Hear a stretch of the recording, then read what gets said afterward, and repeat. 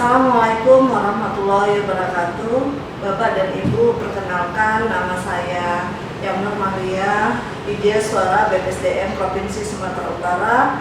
Pada video kali ini saya akan menjelaskan strategi pembelajaran pada agenda kepemimpinan pelayanan, yang mana mata pelatihannya yaitu membangun tim efektif pada pelatihan kepemimpinan pengawas sesuai dengan kurikulum dengan 18 JPL dan kurang lebih 810 menit. Pada pelatihan PKP yang akan Anda jalani pada saat ini, kompetensi apa yang Anda harapkan atau Anda dapatkan selama pelatihan PKP ini? Yang pertama nanti diharapkan nanti peserta semuanya, para pemimpin pengawas, ini ada kompetensi manajerial, ya, kompetensi manajerial jabatan pengawas. Yang kedua ialah kompetensi pemerintah sebagai pengawas, yang mana kedua kompetensi ini sudah tertuang di Permenpan dan RB nomor 38 tahun 2017 tentang standar kompetensi jabatan ASN dan Permendagri nomor 108 tahun 2017 tentang kompetensi pemerintahan. Untuk mensinergiskan kedua kompetensi yang akan Anda dapatkan dalam pelatihan PKP ini, yang mana nanti harapannya Anda menjadi leader yang menjadi pelayan dalam memberikan pelayanan publik. Jadi Anda harus mampu membangun karakter. Yang pertama, membangun karakter sikap perilaku seorang pemimpin dengan kepemimpinan Pancasila yang berintegritas, menjunjung tinggi etika, serta bertanggung jawab.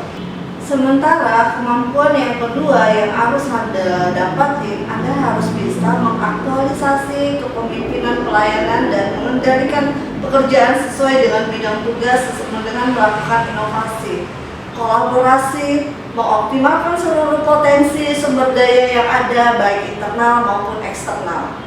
Untuk mencapai kompetensi kepemimpinan yang melayani sesuai dengan kurikulum PKP, ada 4 agenda yang nanti harus Anda dapatin. Yang pertama, kepemimpinan Pancasila dan bela negara.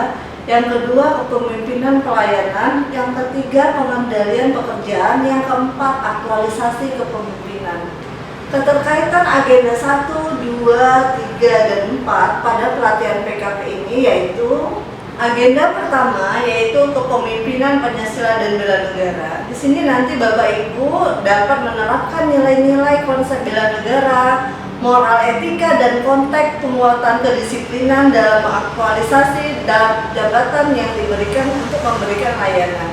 Sementara agenda kedua, agenda kepemimpinan pelayanan, di sini nanti Bapak Ibu harus mampu mendiagnosa masalah dan menemukan, mengenali gagasan melalui berpikir kreatif dengan memberdayakan dan membangun tim yang didukung komunikasi yang efektif dalam memimpin mengendalikan pelayanan publik. Ada 2, kepemimpinan pelayanan, yang mana di situ nanti Anda harus lebih menekankan soft skill-nya.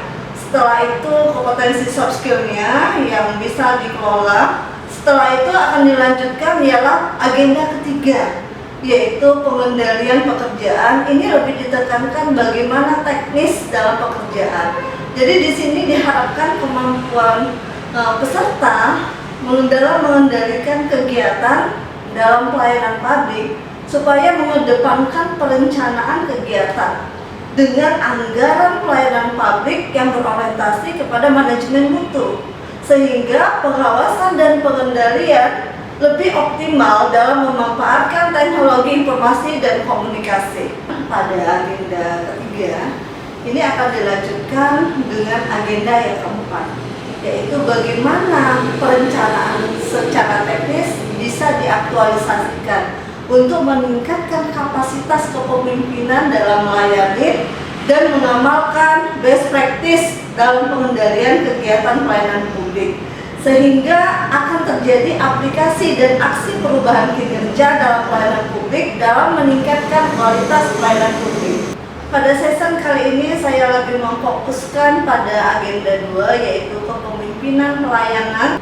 Apa yang Anda dapatkan dalam agenda kepemimpinan pelayanan? Itu nanti Anda harus mampu mendiagnosa masalah, menemukan masalah, mengenali gagasan masalah, pemecahan masalah dengan cara berpikir kreatif, dan bagaimana memberdayakan, membangun tim yang bisa didukung dalam pemecahan masalah dengan membangun komunikasi yang efektif dan memimpin pengendalian pelayanan publik sehingga menjadikan pelayanan itu bisa dilayani semua publik. Jadi pada agenda kepemimpinan pelayanan, Anda nanti lebih dibekalin bagaimana kompetensi soft skill sebagai seorang leader. Bagaimana kita memimpin orang atau staf kita agar sama-sama mau mewujudkan pelayanan publik yang baik. Maka dari itu, untuk membekali itu, Anda akan dibekali nanti dengan 4 mata pelatihan. Mata pelatihan yang pertama yaitu diagnosa reading, dan mata pelatihan yang kedua berpikir kreatif dalam pelayanan. Sedangkan mata pelatihan yang ketiga yaitu membangun tim efektif, dan mata pelatihan yang keempat ialah kepemimpinan dalam pelaksanaan pekerjaan. Setelah dapat menentukan isu strategis dalam mata pelatihan diagnosa reading, mata pelatihan yang berikutnya yaitu berpikir kreatif. Isu strategis yang sudah disepakati dan muncul gagasan perubahannya, ini dengan cara kita berpikir kreatif. Bagaimana kita menghasilkan rancangan strategis inovasi pelayanan publik pada unit organisasi yang sudah kita jalani selama ini. Dan juga mata pelatihan yang berikutnya yaitu membangun tim efektif. Jadi ketika isu strategis itu sudah muncul, bagaimana kita mengatasi isu strategis itu dengan gagasan perubahan, dengan berpikir kreatif, jadi kita harus bisa membangun tim untuk melaksanakan kegiatan pada waktu memecahkan masalah, sehingga pelayanan publik yang merupakan problem yang kita rasakan bersama bisa diselesaikan dengan baik dengan tim yang ada yang sudah kita bentuk.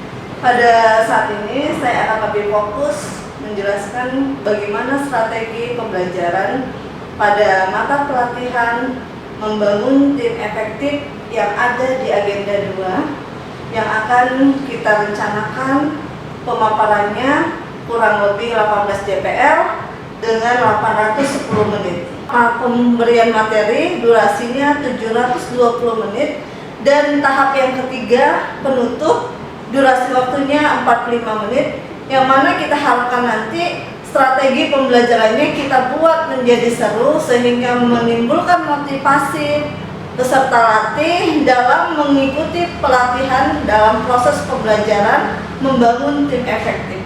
Tahap yang pertama yaitu tahap pembukaan, itu ada 5 kegiatan yang akan kita lakukan.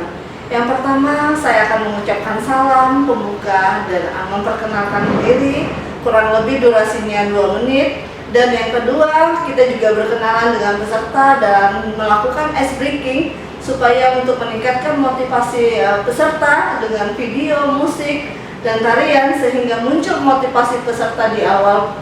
Kegiatan yang ketiga, kita melakukan persepsi dengan peserta latih, bagaimana cara membangun tim efektif itu dengan storytelling, dengan cerita-cerita yang menggugah, dengan seperti filosofi secangkir kopi. Di situ akan kita gugah bagaimana proses biji kopi yang sehingga bisa memberikan kenikmatan kepada semua orang, dan juga nanti dengan melihat video perpaduan orkestra, bagaimana memanage sebuah orkestra itu sehingga itu bisa menjadikan alunan suara yang merdu.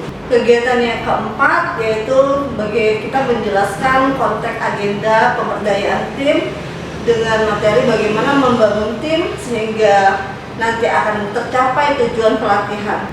Dan kegiatan yang kelima, bagaimana menyampaikan tujuan pembelajaran dan indikator keberhasilan dalam pembelajaran. Kegiatan yang kelima yaitu menyampaikan tujuan pembelajaran yang struktur dan pembelajarannya apa yang diharapkan dengan indikator keberhasilan belajar kurang lebih 10 menit. Yang mana kompetensi dasar yang diharapkan dalam proses pembelajaran itu dengan membangun tim efektif sehingga tim kerja yang partisipatif dan efektif, bagaimana melaksanakan kegiatan pelayanan publik sehingga bisa efisien dan efektif. Indikator keberhasilannya ada 5 indikator yang nanti diharapkan kepada peserta dalam mengikuti pembelajaran. Yang pertama, harus bisa mampu membuat resume ceramah yang akan diberikan oleh narasumber terkait tim efektif dalam pelayanan, dan juga mampu mengelola pembelajaran mandiri sehingga mampu mengembangkan tim efektif dalam pelayanan, bagaimana menguraikan karakteristik tim yang efektif serta menumbuh kembangkan tim sehingga menjadi tim yang efektif.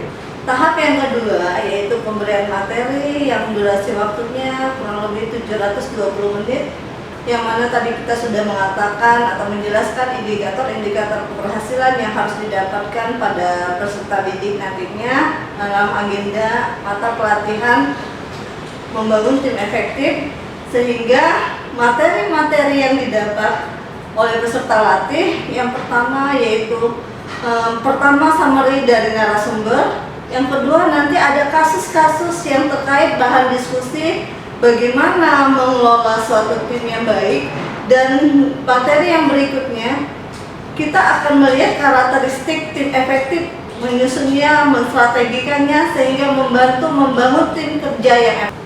Tahap yang kedua dalam pemberian materi kurang lebih durasinya 720 menit, yang mana tadi sesuai dengan indikator keberhasilan pembelajaran membangun tim efektif. Jadi materi-materi yang didapat yaitu yang pertama ada ceramah dari narasumber bagaimana membangun tim efektif dalam pelayanan, dan menyelesaikan nanti ada kasus-kasus untuk bahan diskusi, dan juga bagaimana tim efektif itu dalam pelayanan, karakteristik tim efektif itu bagaimana, serta strateginya membangun tim efektif itu yang bagaimana, itu yang nanti akan diberikan dengan strategi pembelajaran, ceramah interaktif, tanya jawab, brainstorming dengan memutarkan video, storytelling, studi kasus, diskusi kelompok, dan presentasi dari kelompok. Perlu kita ketahui apa yang dimaksud dengan tim. Jadi tim itu merupakan kumpulan dari beberapa orang yang mempunyai keterampilan yang saling melengkapi, yang memang berkomitmen terhadap tujuan bersama. Bagaimana kita bisa membentuk tim secara internal dan eksternal? Ada tahap-tahap yang harus kita lewati, yaitu yang pertama forming. Di situ kita sebagai anggota tim harus saling mengenal, dan setelah itu masuk ke tahap storming. Ketika kita sudah saling mengenal, kita harus bisa membina hubungan sesama anggota tim, dan tahap yang berikutnya yaitu norming. Bagaimana kita pencapaian tugas dalam tim tersebut sehingga tujuan tim terbagi dengan pembagian tugas yang ada di dalam tim tersebut. Sementara tahapan yang berikutnya itu performing. Bagaimana kita memiliki keterkaitan kita dalam tim itu, ada taking ownership. Jadi ketika kita sudah melewati tahap-tahap tersebut, kita bisa membentuk tim itu secara internal dan eksternal, sehingga bisa ketika tim sudah terbentuk, bagaimana apa posisi pemimpin atau leader dalam mengefektifkan tim tersebut. Jadi seorang pemimpin harus bisa memetakan potensi-potensi yang ada pada anggota tim. Dengan cara apa? Kita harus bisa membangun tim itu.